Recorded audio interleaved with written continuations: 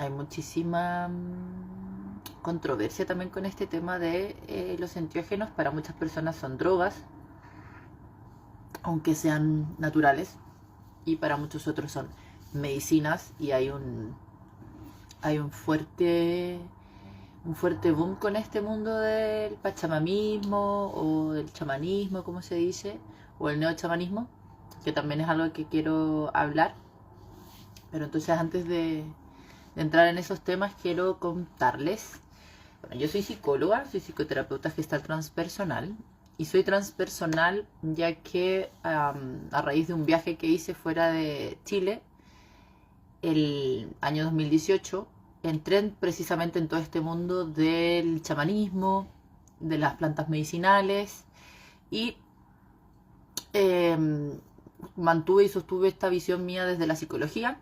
Entonces desde ahí trabajo hoy en día con salud mental y acompañamiento con enteógenos, particularmente con hongos y MDMA. Es un muy buen recurso para trabajar trauma profundo, que es en lo que me especializo. Wow, hay muchos pajaritos, qué lindo. Entonces, ¿qué es un enteógeno? La palabra enteógeno proviene del latín, que está asociado a hacia adentro, ¿sí? Entonces, en la antigüedad se le utilizaba todas estas plantas, porque los enteógenos provenían de plantas antes de transformarse en sintético y crearse en laboratorio. Eran de usos místicos, es decir, una forma para acceder a la divinidad que existe dentro. Entonces muchos indígenas hasta el día de hoy lo siguen utilizando para precisamente conectar con Dios, independiente de la religión, ¿sí? Entonces el enteógeno es toda aquella sustancia, dentro del lenguaje coloquial se le considera psicodélico. ¿Por qué? Porque no todas las plantas son consideradas enteógenas, porque la particularidad del enteógeno es que induce estados alterados de conciencia o estados no ordinarios de conciencia, como por ejemplo alucinaciones, tanto visuales, auditivas, olfativas, ¿verdad? Entonces desde ahí viene esta idea de que a través del uso de un enteógeno podemos conectar con nuestro plano espiritual, con esta dimensión que en lo cotidiano no vemos diariamente. O sea, se imaginan todo el tiempo estar en viaje de hongo, o estar en viaje de ácido, wow, o en viaje de ayahuasca o de MT, que es el componente de la ayahuasca, es mucho, ¿no?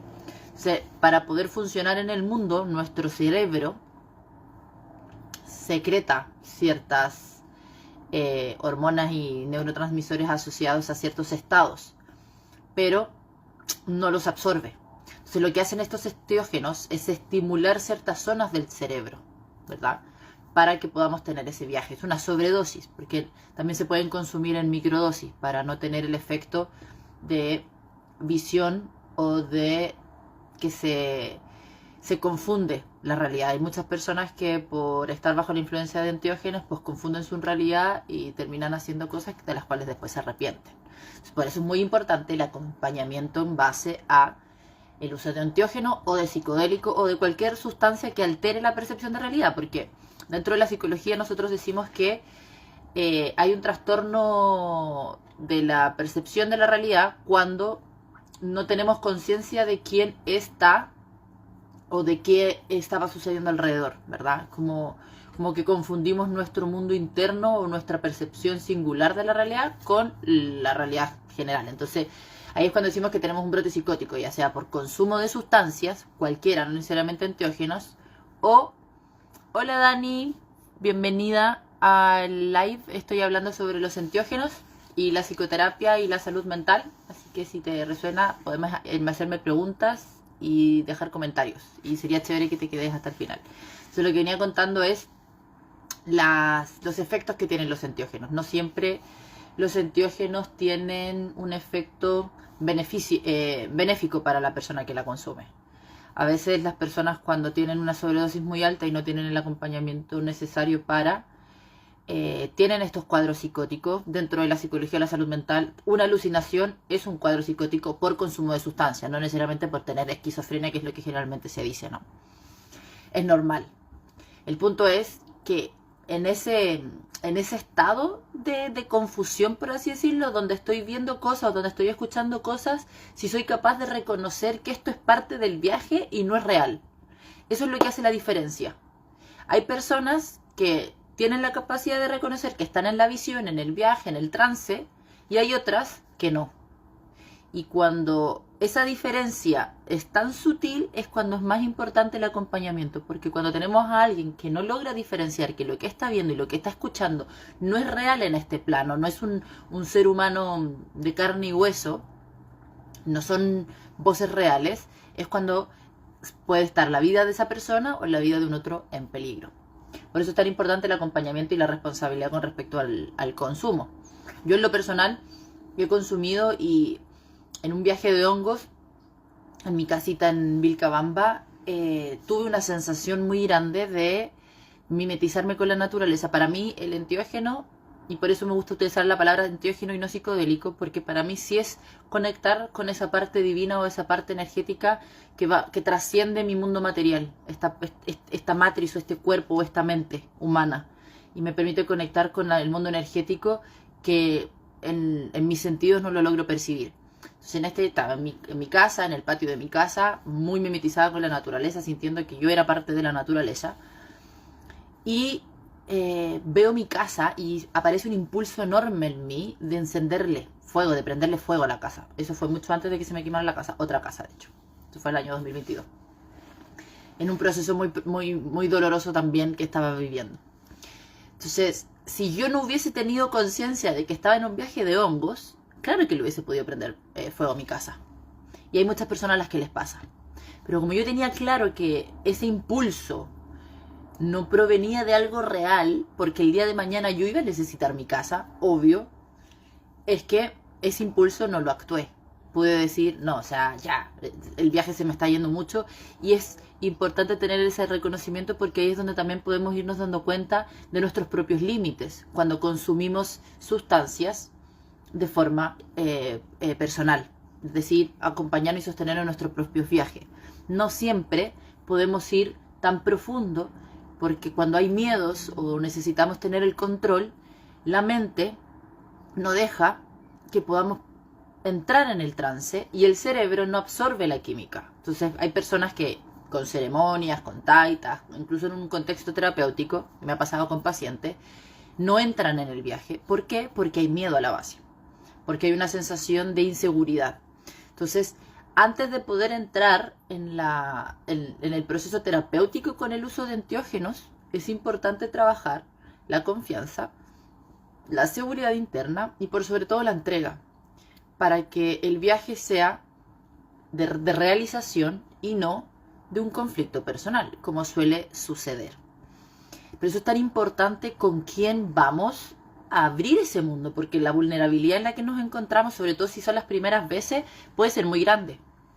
Y dentro de toda esta moda que existe hoy en día con respecto al pachamamismo, como se dice, o el chamanismo, es muy común escuchar también personas que mal utilizan los enteógenos, tanto para beneficio personal, ya sea desde la parte económica o desde la parte netamente de sentirse poderoso y que tengo un grupo de seres a mi alrededor y que me idolatran porque yo soy el chamán, porque yo soy el maestro, porque yo soy mejor y súper que el resto.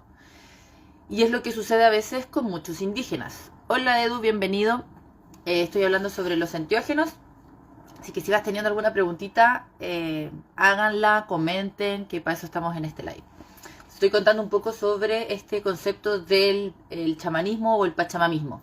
El chamanismo, ¿qué es el chamanismo? Es una forma de visionar y conectar con el mundo espiritual a través del planeta, a través de la naturaleza. O sea, el chamanismo somos todos a quienes conectamos con la divinidad y consideramos que la divinidad está en la tierra, en los árboles, en los animales, en todo lo que vive y es orgánico en este planeta. Desde ahí se puede caminar con el uso de plantas maestras como lo son la ayahuasca, los hongos, ¿verdad? La huilca en unos lugares, el San Pedro, la guachumita, el peyote, el floripondio o borrachero, como se dice en otros lados. Y así, porque el reino vegetal tiene muchísimas plantas que alteran nuestros estados de conciencia, es decir, son enteógenas, alteran nuestra percepción de la realidad y por ende nos entregan estados no ordinarios de conciencia. Entonces, ¿qué sucede con eso? Cuando yo no soy consciente de lo que sucede en mí antes de ir a donde un chamán o donde un terapeuta o donde un alguien que me ofrece una ceremonia, puede quedarme más la embarrada, porque se abren cosas, es cierto. Va a depender claramente de cuán entregados y cuán dispuestos estemos a la experiencia, ¿sí? Y en mi propio camino, o sea, yo también fui una de estas personas que me enamoré e idealicé a los chamanes y a los indígenas. Y en la misma experiencia y práctica, pues también me di cuenta que también son humanos. O sea, son indígenas, pero son humanos. Y también tienen un ego. Y en ellos también existe muchísimo ego espiritual. Y algunos no están en este camino de las medicinas o del curanderío con el real servicio, sino más desde el facturar y tener plata. Y como en este mundo indígena hay como una trastocación de las identidades. Nosotros los blancos queriendo ser indígenas y los indígenas queriendo ser blancos. Entonces a mí me generó muchísimo ruido y empecé a salirme un poco de ese mundo, porque había una parte de mí que decía que algo falta, porque ok, hacemos la ceremonia, estamos en el círculo, estamos durante horas en esta experiencia, pero ¿y el después? ¿Qué pasa con el después? ¿Qué pasa con esto que vi, que esto que sentí, que estas conclusiones? Para mí es muy importante, como soy psicóloga, es procesar la información. Y cuando se están en contextos terapéuticos, existe esa instancia. Y hay muchísimos psicólogos que hoy en día se dedican a esto, nos dedicamos a esto, con la intención de que la experiencia no quede solo en una experiencia, sino que podamos a través de la reflexión ir dándonos cuenta de qué fue lo que realmente vimos en la ceremonia, qué fue lo que realmente apareció, qué de todas estas alucinaciones son realmente una proyección de mi mente o tienen que ver realmente con cosas desde otro plano, desde un mundo espiritual. Por eso me denomino psicóloga gestal transpersonal, porque yo sí creo que existe una dimensión espiritual a la cual podemos acceder. Lo que no quiere decir que a veces mi propia mente, mi propio ego me puede engañar y hacer creer que lo que estoy viendo tiene que ver con un mundo energético, un mundo espiritual, y resulta que es netamente una proyección de mi ego para engrandecerse, para sentirse validado e importante en este mundo, que es lo que está sucediendo mucho con este concepto del neochamanismo o la falsa espiritualidad, donde muchas personas, dentro de su camino de descubrimiento y de sentirse parte de un mundo o de un algo, llegan a una comunidad o llegan donde un grupo indígena o consumen ayahuasca, por ejemplo, o algún enteógeno y creen que se han iluminado. Creen que esa es la forma, es el camino y comienzan a no solo a consumirla cada vez más, sino que al mismo tiempo a creer que tienen la facultad para darla y ofrecerla en todo el mundo y a distintas personas sin tener conciencia de que a esa persona a la que le estoy sirviendo, dependiendo su cerebro, es si va a ser beneficioso o perjudicial para esa persona. Yo dentro de toda esta experiencia más personal he estado en un montón de lugares donde las ceremonias se han ido de las manos y el chamán, no indígena, sino chamanes blancos como se dice, sí se le ha escapado la experiencia y las personas se han salido lastimadas desde la ceremonia, donde desde mi ética profesional y personal, moral y de servicio, digo, pues aquí no hay una intención de servir, aquí hay una intención de facturar, no solo económico, sino también desde la validación personal.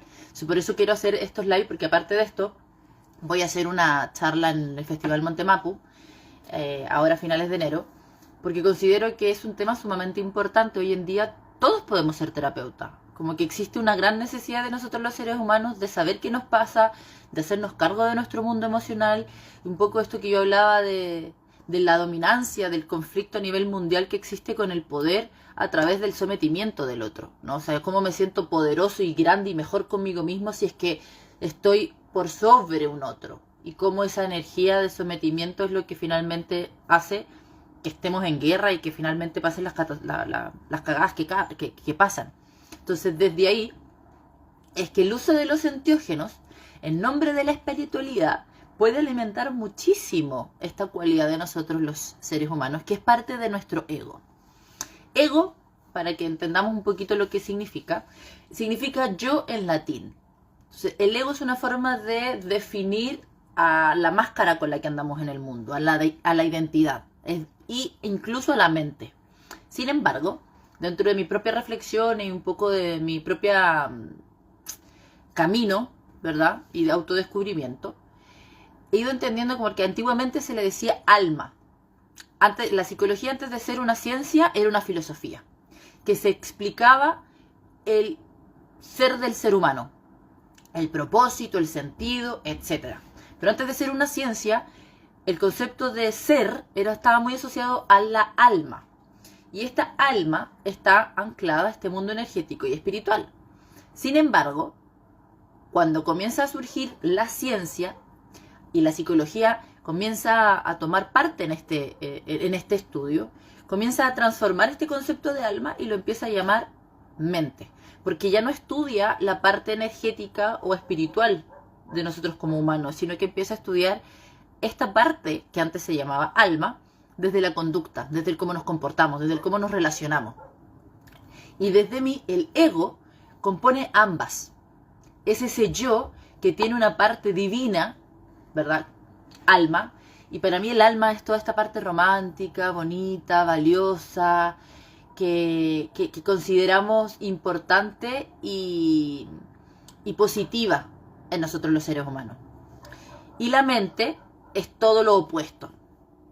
Son todas esas creencias mentales, esas características limitantes, todos esos conflictos que finalmente queremos sacar, rechazar, mejorar, transformar, etc.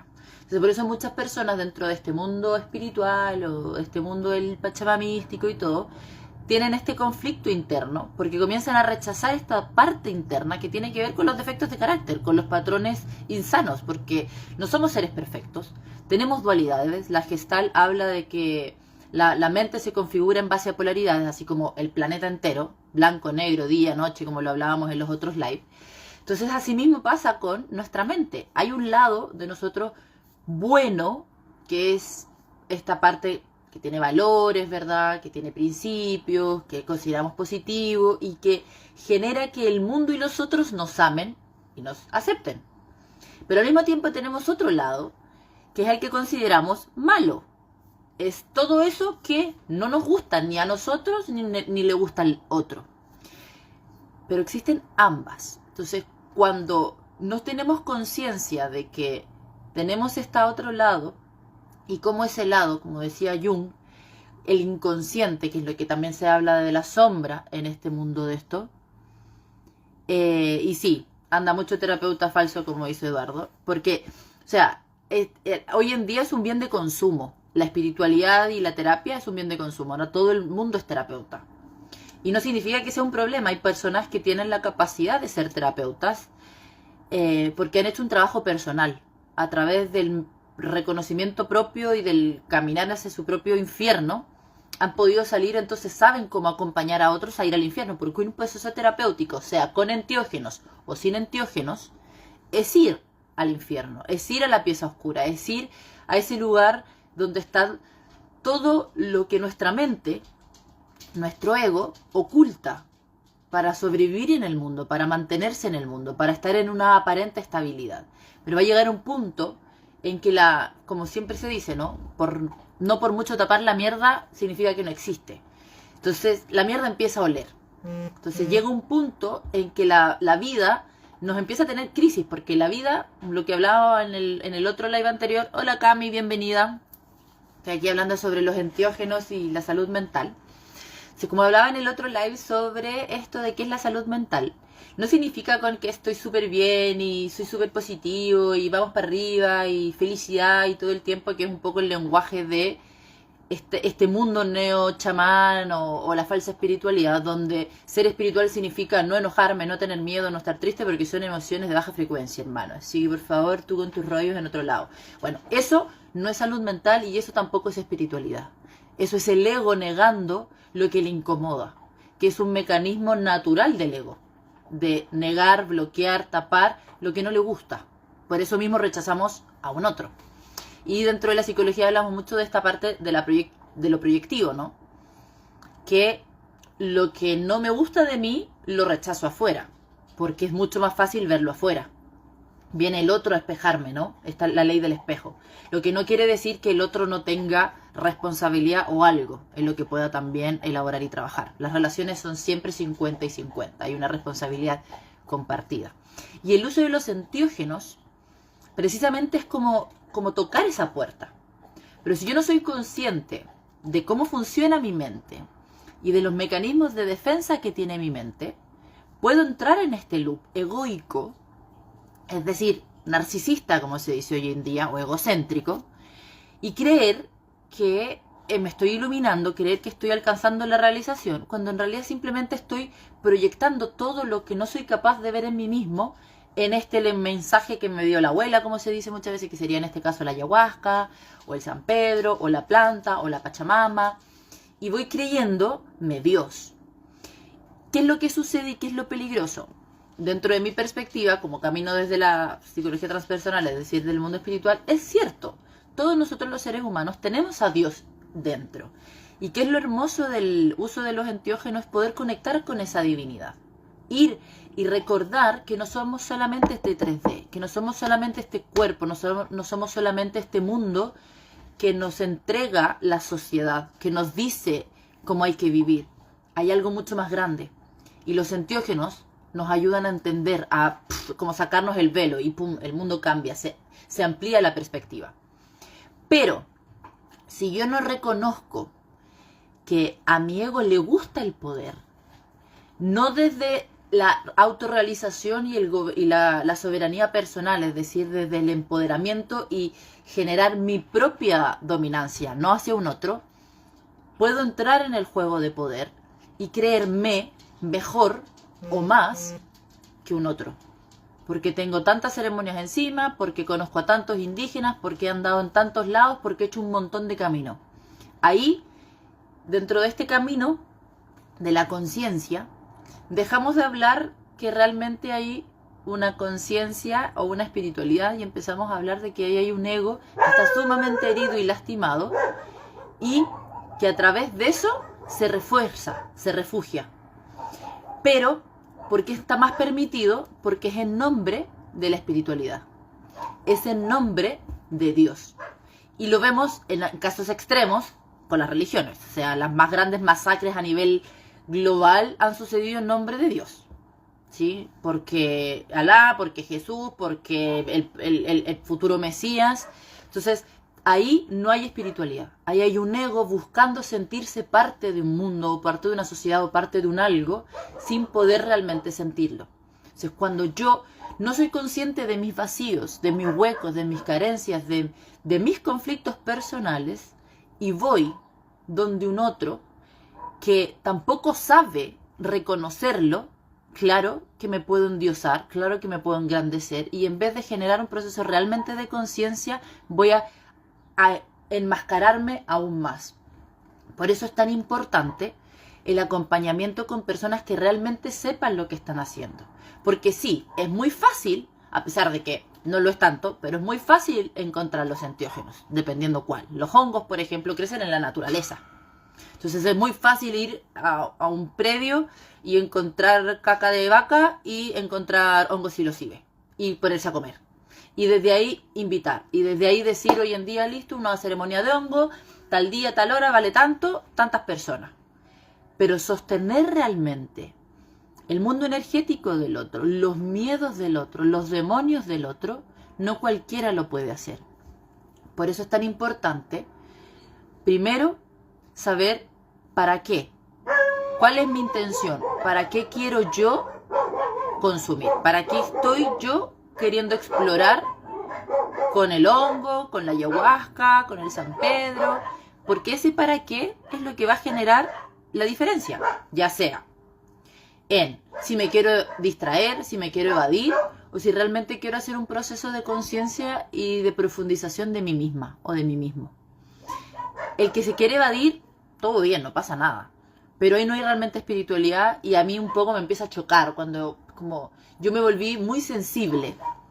No solamente porque soy psicóloga o me he hecho terapia, sino porque el ego del otro, es decir, ese mecanismo de defensa, porque los psicólogos nos especializamos en la mente, más en el cómo la mente se defiende y se generan los conflictos y se defiende del otro producto de sus propias historias. Me volví tan sensible porque me han hecho tanto daño, ¿no? He sufrido tanto, me he roto tantas veces porque el otro en vez de acercarse se defiende de mí, que me volví súper sensible a eso, a las máscaras. Porque también aprendí a darme cuenta de mis propias máscaras. Y un poco el viaje que hice fue sacarme esa máscara de la psicóloga y la psicología y súper todo, porque entré en esa también.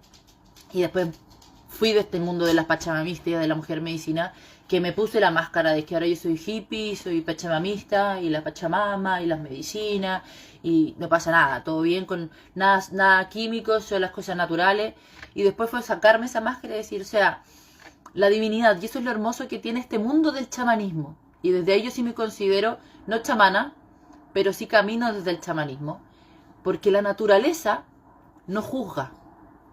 La naturaleza fue mi más grande maestra al poder observar cómo convive cada especie en el reino vegetal, en el reino animal, de forma armónica.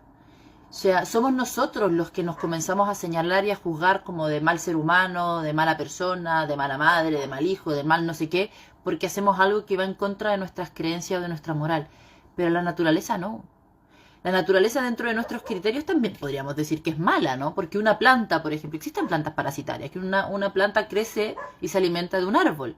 Y ese árbol, muchos mueren porque esta planta se alimentó de él. Y yo nunca he sentido, ni en mis viajes con enteógenos, ni en mis contemplaciones, que hay una pelea entre ellos, que el árbol está ahí, planta de mierda, salte de aquí, que me estáis abusando, que te estáis alimentando de mí, que no sé qué, sino es parte del ecosistema, es parte de la vida. La vida para vivir necesita destruir algo. Y nosotros los seres humanos somos los que nos confundimos porque tenemos esta idea de que somos dioses y podemos manipular nuestro entorno. Y empezamos a manipular nuestro entorno no para armonizarnos entre nosotros, sino para sacarle provecho. Y es lo que sucede con la explotación de los recursos naturales de los países, con la explotación tanto emocional, física o mental de todo en el planeta, donde el ego comienza a rigidizarse y olvida que hay una dimensión más allá de el poseer, que para mí ese es como un poco el virus de la mente o del ego, la necesidad de poseer, de controlar, de dominar, de a través de eso yo me siento mejor, o me siento más, o me siento seguro, siento que estoy siendo, que si no tengo ese lugar de superioridad es como que no fuese, no existiese. Cuando hay una identidad muy pequeñita, como se oye hablar hoy en día mucho de las relaciones tóxicas y del narcisismo y no sé qué, pues eso habla de una identidad tan pequeñita, es decir, hay un autoconcepto, hay una apreciación del valor personal tan pequeño, tan mínimo, que el ego necesita engrandecerse, necesita ponerse esta máscara de yo soy mejor que todo el mundo, porque mirar la realidad es tan dolorosa que se siente realmente como si nos estuviésemos muriendo. Bienvenido Beth, bienvenido Iván, estoy hablando sobre psicología, enteógenos y bueno, un montón de otras cositas, así que bienvenidos, si tienen preguntitas vayan haciéndolas, feliz de responderlas. Entonces desde ahí, ¿qué sucede con el uso de los enteógenos si no somos conscientes de nuestros vacíos, nuestras heridas? Claro que el hongo, la ayahuasca, el San Pedro, o incluso los que son sintéticos como el LSD o el MDMA, todo lo que me haga sentir mucho más amplificado, mucho más expansivo de lo normal, claro que puede ser ponerme más grande la máscara o ponerme así una corona y decir, ahora yo soy Dios. Que es lo que sucede mucho con los delirios, ¿no? O los trastornos psicóticos que hablamos de psicología, cuando las personas entran en delirios, donde se autodenominan el nuevo Mesías o el Salvador de la humanidad y comienzan a crear estos grupos, estos estas comunidades que terminan transformándose en sectas. Hace muchos años atrás, antes de que yo me fuera de viaje, hace como creo que unos 10 años, aquí en Chile estaba empezando este boom, no era tan famoso, y sucedió que existió una secta en el Cajón del Maipo, a la que se le hablaba, no me acuerdo cómo era la secta, pero ¿cómo se llama esto? El cacique de la cosa era Antares de la Luz. Y este tipo compartía enteógenos y entró en este delirio de que él era el Salvador. ¿Y qué sucede con eso? Que es lo que un poco lo hacen los mismos las religiones. Como somos seres que estamos en carencia, vamos por la vida buscando a alguien que me salve. Porque no me sé rescatar, no me sé abrazar, no me sé acompañar a mí misma o a mí mismo. Entonces cuando llega un otro que está claro, que tiene visión, que tiene claridad, determinación y por sobre todo me entrega seguridad, yo pongo en él mi identidad, mi confianza, mi validación, mi poder, mi autoconcepto.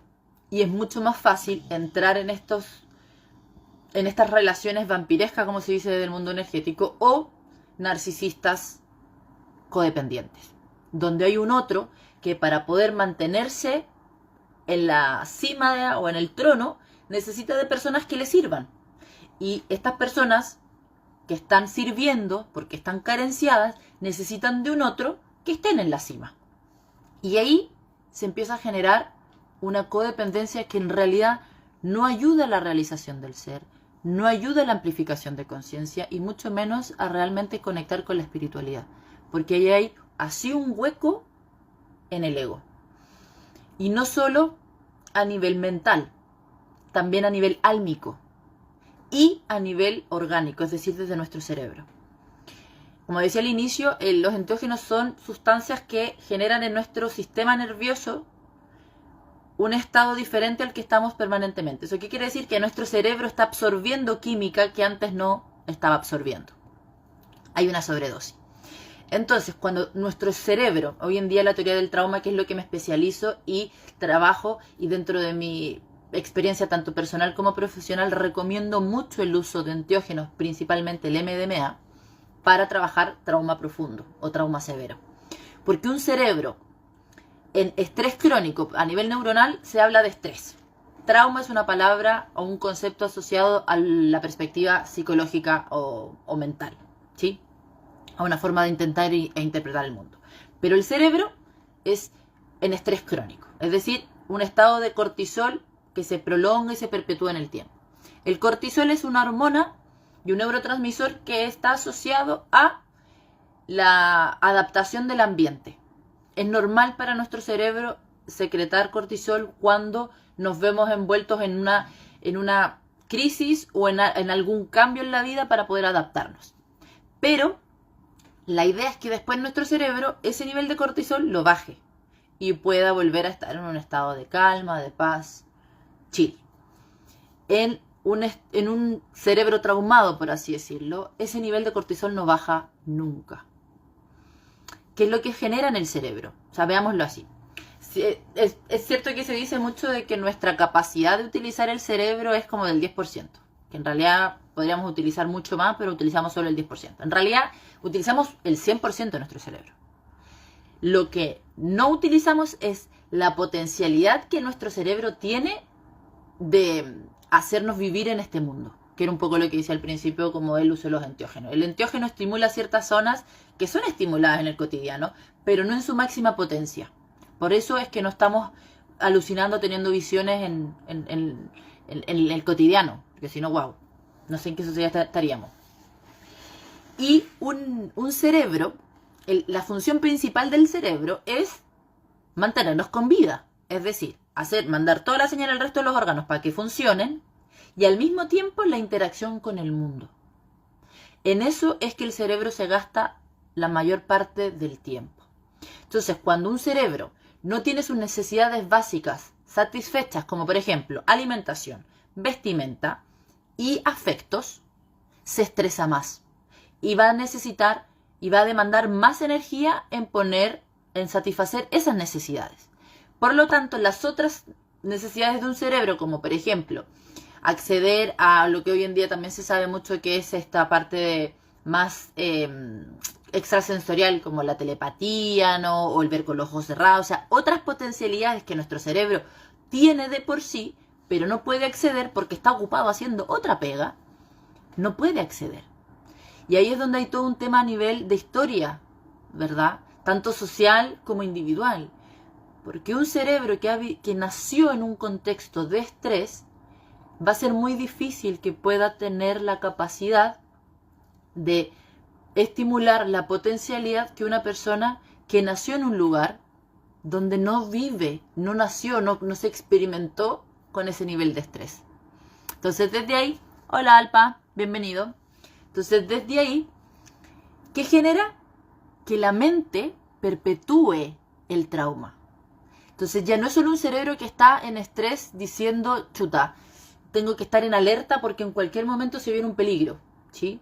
Se empieza a configurar una mente que es la que interpreta el mundo y dice, el mundo es peligroso, los vínculos son peligrosos, las relaciones son peligrosas, todo el mundo me quiere hacer daño y ¡pum!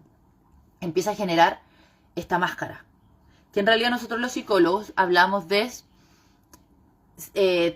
defensas de la mente o mecanismos de defensa, ¿sí? Dependiendo del enfoque son los mecanismos. Freud es el gran padre se habla de que es el padre de la psicología porque él fue el que introdujo el concepto del inconsciente y todo esto de lo que hablamos hoy en día. Antiguamente la psicología era más modelo biomédico asociado a solo observación conducta.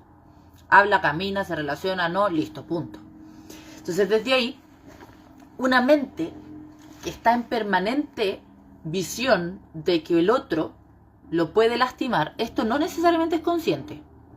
La verdad es que no es consciente. No es que tengamos noción de que tengo miedo a amar, tengo miedo a que me amen, tengo miedo a mostrarme, tengo miedo a ser vulnerable, hasta que empieza a haber un momento de cuestionamiento personal, de decir como chuta, ¿por qué me está costando esto? O porque tuvimos un quiebre y algo en nosotros cambió. Entonces desde ahí se genera este pum. Algo está pasando y algo necesito cambiar. No afuera, adentro. Porque en realidad el mundo cambia afuera cuando cambiamos adentro. Y eso es lo que muchas veces los enteógenos nos ayudan a ver. ¿Qué es lo que necesitamos cambiar adentro? Pero, vuelvo y digo, si no tengo claridad de mis vacíos, de mis carencias, de mis conflictos, por mucho enteógeno que me ponga, por mucha ayahuasca que vaya y tome, por mucha ceremonia y por mucho taita que haga, no lo voy a ver. Porque el ego, desde esta parte mental, es hedonista. Lo que va a buscar siempre es el placer o el bienestar. Y si sacarse el velo implica ver una verdad dolorosa, el ego no la va a ver hasta que se sienta con la capacidad de sostenerla. Y hay personas que lamentablemente nunca se sienten con esa capacidad porque el nivel de trauma es tan grande, la huella en su mundo psíquico y en su cerebro es tan grande que envejecen con esa armadura, con esa coraza. Y nosotros los psicólogos precisamente nos especializamos en eso, en acompañar a que ese proceso de desestructuración, que es sumamente doloroso, o sea, la terapia no es para todo el mundo, porque es para valientes.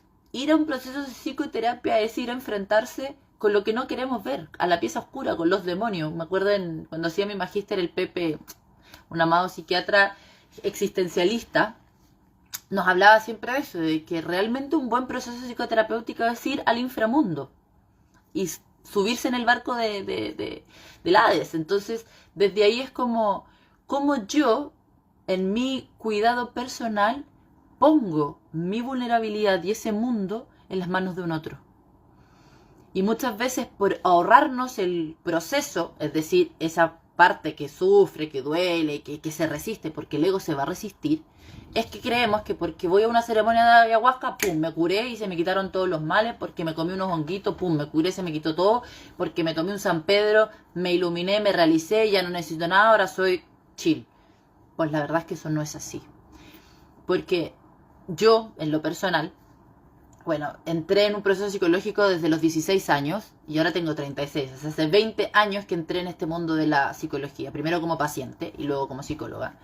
Y hoy que tengo 36 años tengo la fuerza de decir, poner todo mi traumas, mi mierda, mi infierno al frente y decir, wow, no es fácil la cosa. Ahora que lo entiendo, y por eso fue que entré en este mundo de la espiritualidad a través del chamanismo. Porque la psicología me empezó a quedar chica, ahora como ya, hice un montón de terapia, terminé la U, hice un magíster, un montón de terapia, entiendo ahora de dónde vienen mis cosas.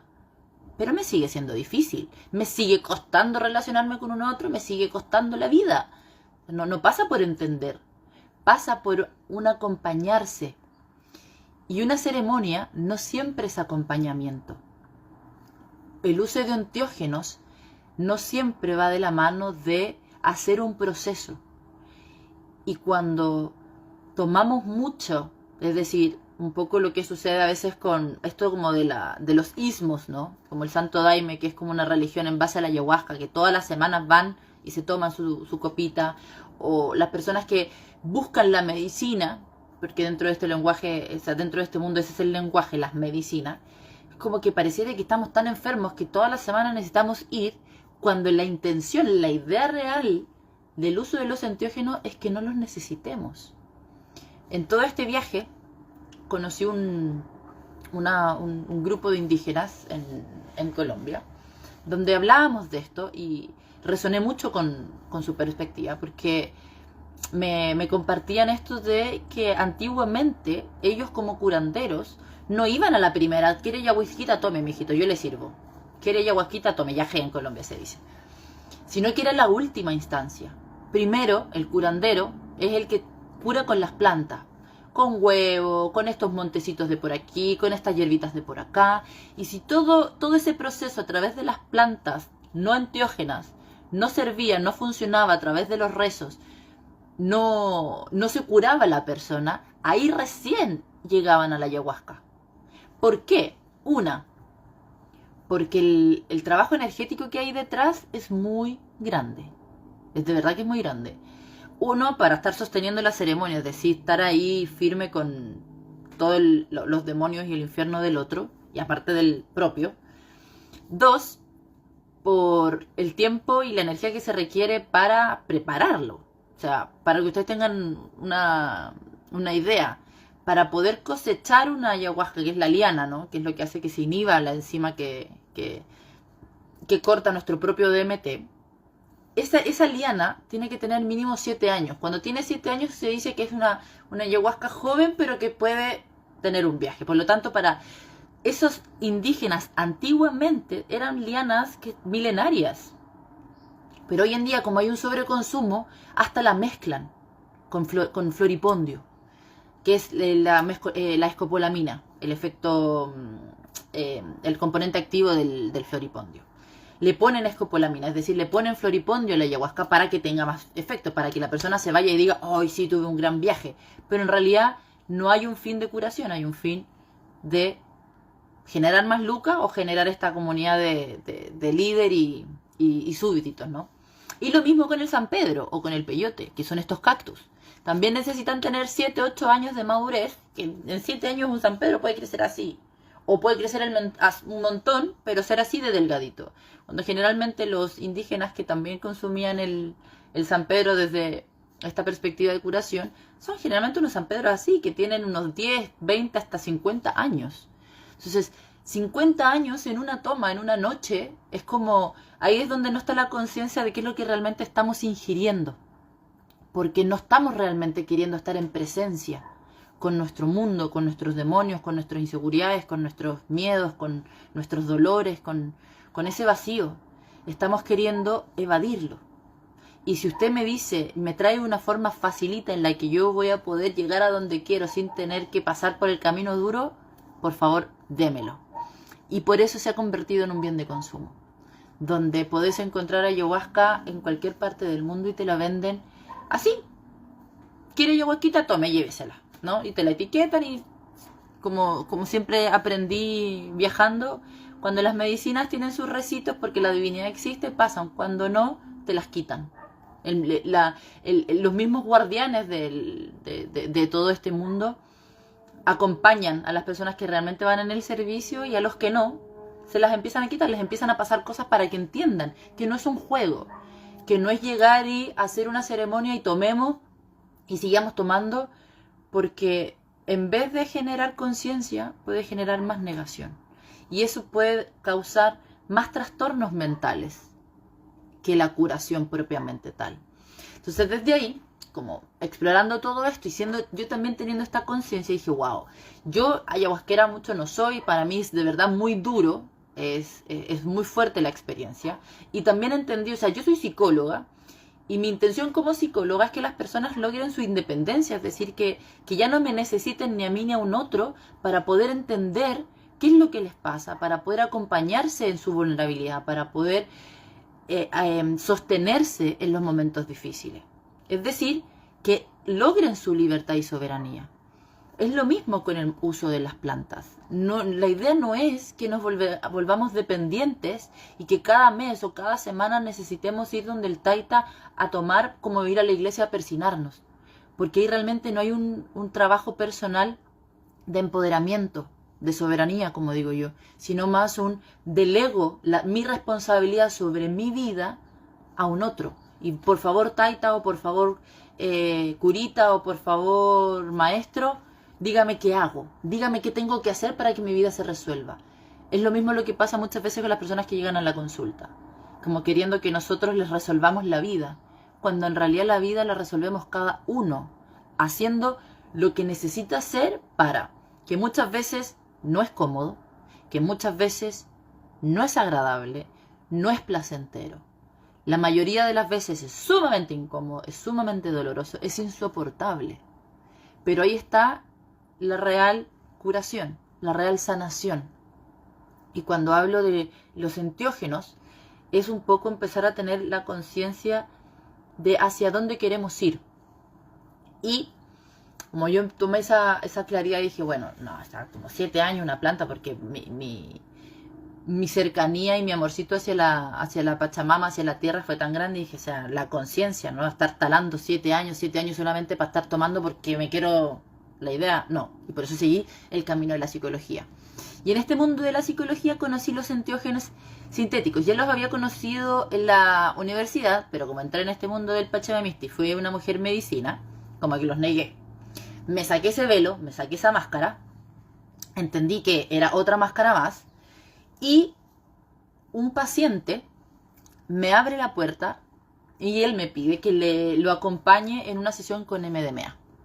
Yo dije, wow, bueno, desafíos, para allá va Camila. Desafíos los tomamos, oportunidad de aprendizaje. Y fue un giro en 180 grados. Y el MDMA, que es el M o el éxtasis coloquialmente, es una sustancia que hoy en día se trabaja muchísimo para trabajar trauma severo. Es sumamente recomendado para personas que han tenido una vida sumamente marcada por abusos y excesos de violencia de todo tipo, el uso de este químico, porque no es natural. Proviene, como todo en la vida, proviene del reino vegetal, pero es creado en laboratorio. ¿Qué es lo mágico que tiene este enteógeno? Que a diferencia de todos los otros enteógenos, el cerebro está tan lleno de oxitocina, está tan lleno de dopamina, está tan lleno de serotonina, que la mente puede hacer ese ejercicio de sacarse el velo y de ver el infierno sin sentirse amenazado, sin sentirse angustiado, sin sentir ese dolor que lo hacía mantenerlo en la pieza oscura.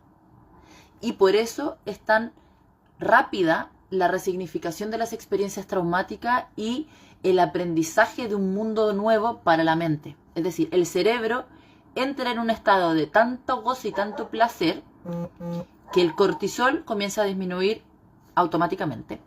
Y al mismo tiempo la mente comienza a integrar y a entender esta experiencia de una manera distinta. Dicho de una forma más amorosa. Como que estás tan lleno de amor que tú ves a tu abusador y lo único que sientes es amor a esa persona. Entonces es mucho más fácil el perdonar. Y en la salud mental hablamos de que los traumas se resignifican cuando somos capaces de perdonar a quien nos abusó y al mismo tiempo agradecer por la experiencia. Cuando no haya gratitud, cuando no hay amor hacia el perdón, ¿verdad? Que esta cualidad espiritual, se dice que todavía la experiencia no ha sido resignificada y hay un duelo no resuelto. Entonces, el MDMA, como tiene todo este componente químico, lo que hace es que nuestro cerebro y nuestra mente estén tan llenos de eso que la experiencia se resignifica mucho más rápido. Entonces, para quienes no quieren hacer esa terapia de quizás 2 años, 3 años, 5, 6, 7, dependiendo la profundidad del trauma, se ha visto que el MDMA acelera esos procesos a veces en un 60%. O sea, es increíble. Entonces, a raíz de eso, comencé a trabajar con esta sustancia. Y la verdad es que sí, yo lo puedo ver con mis propios pacientes, cómo del día 1 al día 2 se genera un cambio. ¿Por qué? Yo antes era psicóloga, muy mental. Soy una mujer muy mental. Por eso me gusta esto del diálogo y hablar y compartir ideas. Pero a raíz también de mi vida y ir entendiendo y comprendiendo la vida más allá de lo que la psicología me decía, pues empecé a integrar esta parte somática. Y hoy en día hablamos mucho del trauma somático, es decir, cómo el trauma no solamente bloquea a nivel mental, es decir, me defiendo de los otros y mis relaciones, sino que al mismo tiempo el cuerpo está en permanente estrés, es decir, el cuerpo está permanentemente en tensión. Cuando un otro se acerca, el cuerpo se tensa o se relaja, se suben los hombros o se bajan, ¿no? Ahí podemos decir cuando hay un cuerpo y quizás no nos damos cuenta. No es consciente de que me estoy defendiendo, pero el cuerpo se está defendiendo porque está tenso. Entonces, desde ahí, esta mirada somática me empezó a llevar a esta perspectiva del entender mi propio camino, mi propio viaje. Y como ya hice mucha terapia, mucho camino, entendiendo mis cosas desde el plano mental, pero era mi cuerpo el que seguía respondiendo de la misma manera. A pesar de que yo ya sabía que esta persona que tengo enfrente no me quiere lastimar, mi cuerpo seguía respondiendo en modo defensa. Obed, ¿cuál es la dosis recomendable para iniciar con San Pedro? Pues precioso, yo no te recomendaría que inicies contigo mismo. Yo te recomiendo que si quieres probar San Pedro, busques a alguien que lo comparta, que te sostenga en el viaje y te sirva. Va a depender de... La dosis en San Pedro pues va a depender de la cocinada, de cuánto tiempo se cocinó y la madurez del San Pedro. No es como una pastilla, por ejemplo, ¿no? A veces si está muy líquida te tenés que tomar casi que 1 litro. Cuando está muy espesa, con un poquito ya tenés el viaje. Entonces depende de quién lo prepare. Yo no te recomiendo que lo hagas por ti mismo porque la mescalina, que es el componente activo que tiene el San Pedro, tiende mucho a generar esta sensación de superioridad, que a mí me pasó. En un viaje de San Pedro, con unos amigos hicimos una ceremonia de 4 altares, nos fuimos a caminar. Y en la penúltimo altar, cuando estábamos en el altar del agua, en el río, empecé a sentir, en cada puerta tomábamos un poquito, ¿sí? En cada lugar donde levantábamos un altar, tomábamos un poquito. Y en el agua yo empecé a sentir como ya me empezó a subir mucho más el efecto del San Pedro. Y una parte de mí empezó a sentir un hastidio por lo humano. Me empecé a sentir esta parte egoica, ¿no? Esta superioridad. Decía como, ¿yo por qué tengo este cuerpo? Y empecé a sentir rechazo por todo lo humano. O sea, para mí era como, ¿por qué tengo que tener esta ropa? ¿Por qué destruimos el planeta? Y en vez de sentir dolor, lo que empecé a sentir fue rabia. Fue como esa soberbia que el ego tiene. Y la mescalina lo despierta mucho. Puede ser muy amorosito, como al mismo tiempo nos puede despertar mucho la soberbia. Para mirarla, ¿no? O sea, reconocer. La soberbia es una cualidad del ego, de nosotros como humanos. Entonces, como lo que decía al principio, si yo no hubiese tenido claridad de que estaba en un viaje de San Pedro, quizás hubiese entrado en el viaje y empezarme a sacar la ropa y empezarle a prender a fuego todo y empezar a pelear con la humanidad porque nosotros estábamos destruyendo el planeta porque nos puede sacar. Entonces, yo no te recomiendo que lo tomes solo. Es muy lindo el viaje de San Pedro. Me inicié con el San Pedro en muy poquitas dosis, pero puede generarte este efecto contrario. cuando es sostenido por un otro, cuando sabes de dónde proviene, quién lo rezó, quién lo intencionó, quién lo cocinó, cómo se cocinó, que no está mezclado con otra cosa, por supuesto que puede ser y puede ayudarte muchísimo a que abras el corazón, porque también se le conoce, es una medicina masculina, es una medicina solar, es un cactus, ¿no? Entonces, es bien desde accionar, por eso tiende a generar a veces en algunas personas, como me pasó a mí, esto de ahora soy super Dios, ¿no? Y al mismo tiempo, como tiene mescalina, genera mucho esta sensación de euforia y de éxtasis. El MDMA tiene mescalina también. Entonces puede ser muy amoroso y puede abrirnos a ese canal. Pero eso es importante, el con quién, el cómo y el dónde. ¿Sí? Si te interesa, pues me hablas por interno y te puedo pasar el contacto de una amiga que está aquí en Santiago y a veces hace, bueno, aquí en Chile, no sé dónde estés, Obed. Pero también tengo ciertos conocidos, amigos que lo comparten en otras partes de aquí de Latinoamérica. ¿Sí? Entonces, vuelvo al punto. Lo más importante es saber el para qué, el cómo y el dónde es que estamos utilizando estas cosas. Porque puede ser de gran ayuda, como puede ser un mareo enorme. Porque con cada ceremonia yo voy a ir a un nivel más profundo de mi ser. Y si yo no tengo el tiempo, el espacio de procesar lo que vi, eso vuelve al fondo, vuelve a la pieza oscura. Y si voy a otra, sigo acumulando. Y después es como estar frente a una gran casa o un gran espacio con millones de puertas y todas las puertas abiertas. Y en vez de generar calma, es decir, que el sistema nervioso, porque desde esta perspectiva somática que les hablaba, todo proviene desde el sistema nervioso, que el cerebro deje de estar en estrés. Yo lo voy a empezar a estresar más. Y cuando un cerebro está más estresado, colapsa. Y pueden venir los brotes psicóticos, pueden venir los cuadros de ansiedad o las crisis de angustia dentro de la misma ceremonia, porque no somos conscientes de lo que genera a nivel neuronal. Por eso es muy importante no siempre creer todo lo que nos cuentan. Incluso todo esto que yo les estoy contando, pónganlo en duda, corrobórenlo, infórmense, lean, estudien. La mejor forma de recuperar nuestra libertad y nuestra soberanía es informándonos, es decir, teniendo un intercambio de conocimiento y de experiencia, y todo eso bajarla a mí. Es como lo que el cuerpo hace para nutrirse. No como cualquier cosa, como lo que me hace bien. Quizás al principio me comía cualquier cosa, porque no sabía lo que me hacía bien. Pero a medida que voy creciendo, a medida que voy madurando y voy dándome cuenta de que necesito cuidar de mí, empiezo a tener conciencia de que hay cosas que me hacen bien y hay cosas que me hacen mal. No necesariamente porque un otro me lo dijo, sino porque mi cuerpo reacciona frente a eso mal. Me hincho, me dio diarrea, ¿verdad? O me deshidraté. Entonces, desde eso mismo, hagan con todo este mundo de las medicinas, de las terapias, de los enteógenos. Pónganlo en su propia realidad y cuestiónense. Si es algo que les resuena, busquen personas que les acompañen en esta exploración y en este descubrimiento personal hacia. Nunca jamás, por favor, endiosen a su chamán o a su taita o a la persona que les está sirviendo. Y si esa persona les pide o de cierta forma en un lenguaje entrega esta relación asimétrica, es decir, donde él está en el trono y ustedes están por debajo, salgan de ahí.